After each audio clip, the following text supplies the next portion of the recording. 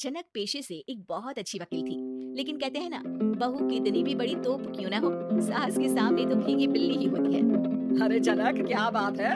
आज रोटी नहीं मिली अभी तक। ये तेरा कोर्ट नहीं है जो आज फैसला ना हुआ तो कल की तारीख मिल जाए। रोटी तो रोज वक्त में चाहिए। हाँ। माँ जी, रोटी तो कब की बन गई। मैंने आपको कहा तो खाना खाने के लिए, आपने शायद सुना नहीं होगा। ओहो, जज नहीं हूँ मैं तेरे कोर्ट की, सास हूँ सास। कोई दलील फालतू की मत देना यहाँ। बहुत जानती हूँ मैं इन वकीलों को। अपनी बात ऊपर रखने के लिए झूठ बोलने में जरा भी नहीं सोचते। तभी वहाँ जनक के ससुर आ जाते हैं। अरे भाग्यवान, क्यों बेचारी के काम को कोसती रहती है हमेशा। मैं भी तो था वहाँ जब ये आई थी तुझे रोटी खाने को बुलाने के लिए। सास को तो अब गुस्सा आ जाता है कि कैसे किसी ने बहू की साइड ले ली। अरे वाह जी वाह, वो तो मैं जानती थी कि कोई ना कोई गवाह तो ये पेश कर ही देगी। पर मैं तो अब सीधा खाना खाकर सोने जाऊंगी। मुझे आदत नहीं है किसी से बहसा बहसी करने की। पता नहीं कैसे ये वकील इतना दिमाग लगाकर खुद तो झूठ बोल रही है, साथ में झूठे गवाह भी ले आते हैं। जनक को सास की ताने सुनने की अब आदत सी पड़ जाती। एक दिन जनक वकील की ड्रेस पर काला कोट पहनकर कोर्ट के लिए निकल ही रही होती है कि अरे कहाँ चली काला कौवा बनकर। टोक दिया ना। अब कोर्ट तो वकील वाली ड्रेस पहनकर ही जाऊंगी ना। वाह भाई वाह, दामिनी तो मैंने भी देखी है। सन्नी पाजी ने ऐसा ही कोट पहना था और कहा था कि तारीख पर तारीख, तारीख पर तारीख। मतलब की कोई बात करनी है तो बोलिए, वरना वक्त नहीं है मेरे पास खराब करने के लिए। अरे पता नहीं तुझ में क्या देखा मेरे बेटे ने, सारा दिन वकीलों वाली बहस करती है भोली भाली सास के साथ। अच्छा सुन, जो इतनी बहस मेरे आगे करती है ना, जरा अपने बॉस से कर ले, जो 1 साल भी ना हुए तेरी शादी को और काले कपड़े पहना दिए। अंदर जा और लाल कोट पहन कर आ, पता तो चले कि नई नवेली शादी हुई है। अरे माँ जी, कोर्ट में मेरा बॉस क्या करेगा? ये तो पूरे देश की ड्रेस है वकीलों के लिए। लेकिन सास तो ठहरी सास। अच्छा, तो कोई जरूरत नहीं है 2-4 साल कोर्ट जाने की। शादी थोड़ी पुरानी हो जाए तब इजाजत दे दूंगी मैं तुझे काले कपड़े पहनने की। अब क्या था, मन मारकर जनक को लाल रंग का कोट पहनकर कोर्ट जाना पड़ता है। उसकी जाने के बाद आहा बढ़िया, ये पूरे देश की ड्रेस की बात करने वाली। अरे पहना दिया ना लाल कोट। अब सास आए दिन या तो जनक को उसके काम का ताना देती या फिर उसका काम छुड़वा देने की धमकी।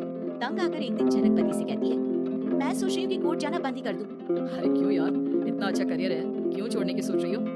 अरे लाल रंग का कोट पहनकर जाना पड़ता है। हर बात पर सास ताना देती है कि वकील तेज होते हैं, सवाल जवाब करते हैं, झूठी दलीलें देते हैं। अरे तो ठीक है ना, वो जो कहती है अपनी समझ से कहती है, लेकिन तुमको तो पता है ना कि सच्चाई क्या है। जनक को पति की बात से हौसला मिलता है कि तभी घर पर कुछ लोग आ जाते हैं। अरे आइए आइए पंच साहब, कैसे आना हुआ? अरे भाई साहब, सुना है कि आपकी बहू वकील है। तभी वहाँ सास आ जाती है। हाँ है तो, लेकिन क्या हुआ? फिर कहीं बहस कराई क्या? अरे हम तो खुद दुखी है उसके व्यवहार से। अरे भाभी जी, आपको तो पूरा मोहल्ला जानता है कि आप कितना बोलती है। फिर हम यहाँ बहू रानी की कोई शिकायत नहीं, बल्कि अपनी परेशानी लेकर आए हैं। ससुर जी खुश हो जाते हैं। हाँ हाँ, मैं भी बहू को बुलाता हूँ। जनक वहाँ आती है, सबको नमस्ते करके बैठ जाती है। बहू रानी, हमारे गांव में बड़ी मुसीबत आ गई है। अब तो पूरे गांव की जिम्मेदारी मानो तुम्हारे कंधों पर है। अरे ना ना, इससे तो घर की जिम्मेदारी पूरी नहीं होती, ये गांव की जिम्मेदारी क्या लेगी? भाभी जी आप चुप हो जाओ, यहाँ पढ़े लिखे लोगों की बात हो रही है। आप जाओ, जरा रसोई से सबके लिए चाय लेकर आओ। अब मैं कॉफी लूंगी। हाँ, वकील साहिबा के लिए कॉफी। सास सर पैर सब पटक कर वहाँ से निकल जाती है। बहू, गांव में पानी नहीं आ रहा है, पड़ोसी राज्य ने हमारा पानी रोक रखा है। इसका मामला तो बड़े कोर्ट में चलेगा पंच जी, लेकिन ऐसा क्यों?